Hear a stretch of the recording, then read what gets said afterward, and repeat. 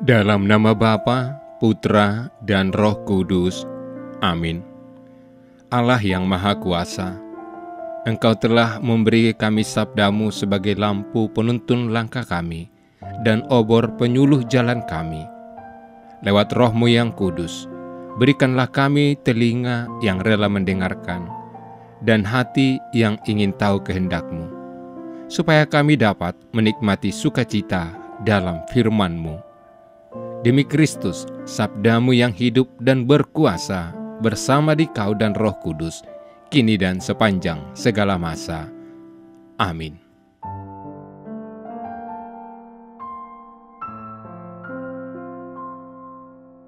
Ingatlah, jangan kamu melakukan kewajiban agamamu di hadapan orang supaya dilihat.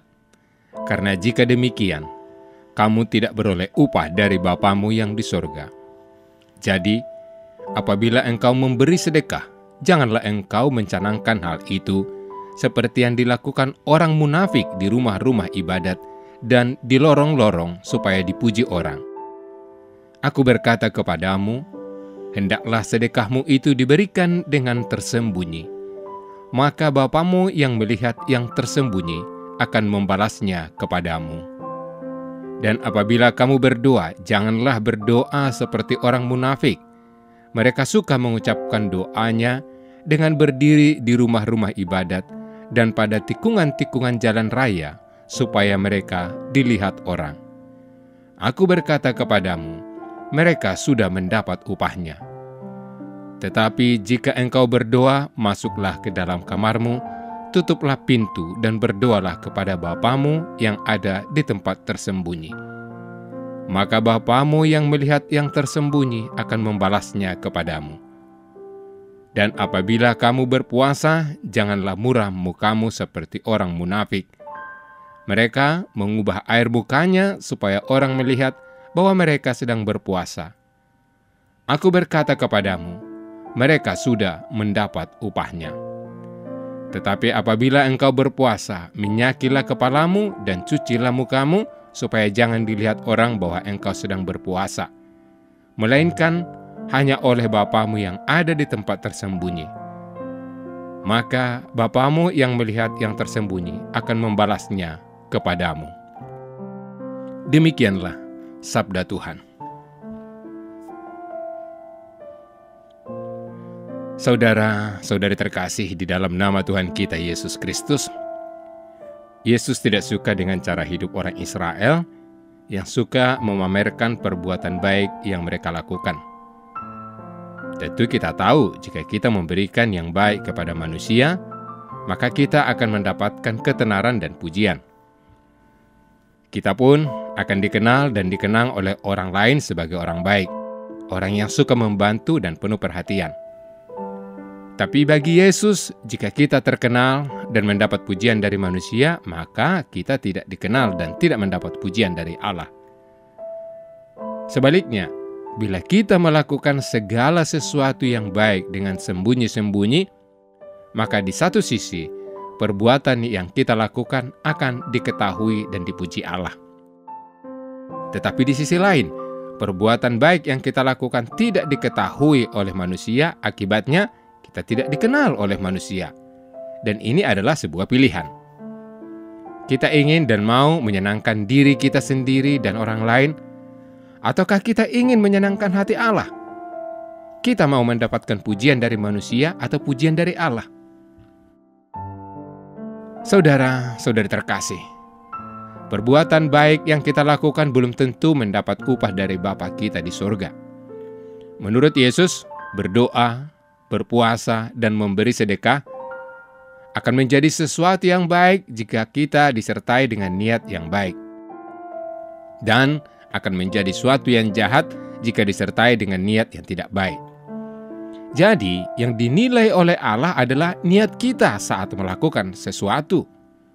Sebab, ada orang yang berdoa supaya dianggap orang lain sebagai orang yang baik. Ada yang berpuasa supaya dianggap orang lain sebagai orang yang suci, hebat, dan dekat dengan Allah. Mereka ingin mendapatkan pujian dari manusia.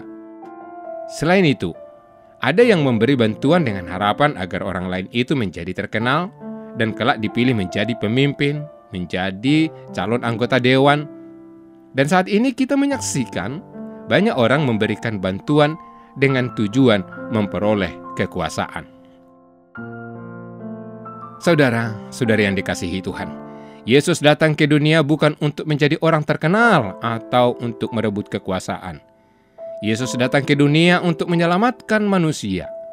Karena itu Yesus tidak membutuhkan ketenaran dan kekuasaan. Jika Yesus mau, Yesus pasti akan dengan mudah menjadi orang yang terkenal dan memiliki kekuasaan yang dapat melebihi siapa saja yang ada di dunia ini. Sebab Yesus merupakan anak Allah. Sebagai anak Allah, Yesus dapat melakukan apapun yang Dia kehendaki. Namun Yesus lakukan adalah justru sebaliknya. Yesus tidak ingin terkenal dan mendapatkan kekuasaan. Untuk itu Yesus melakukan pekerjaan baik secara sembunyi-sembunyi. Yesus tidak memusatkan perhatiannya kepada hal-hal duniawi. Yesus ingin memusatkan perhatiannya kepada Allah. Bagi Yesus, semua hal yang berasal dari manusia dan dunia ini akan binasa. Sementara segala sesuatu yang berasal dari Allah bersifat abadi. Yesus ingin menyenangkan hati Allah. Saudara-saudari yang dikasihi Tuhan, memamerkan sesuatu yang baik kepada orang lain bukanlah tindakan yang diinginkan oleh Yesus. Sebab pada dasarnya, memamerkan sesuatu yang baik merupakan ciri dari seorang yang belum dewasa imannya. Jika kita memamerkan sesuatu yang baik, itu sama saja dengan seorang anak kecil yang senang pujian. Kita melihat perbuatan seorang anak kecil. Jika memiliki barang yang baru, maka anak kecil itu akan berusaha menunjukkan kepada teman-teman yang ada di sekitarnya. Tujuannya jelas, agar mendapatkan pujian dan disanjung.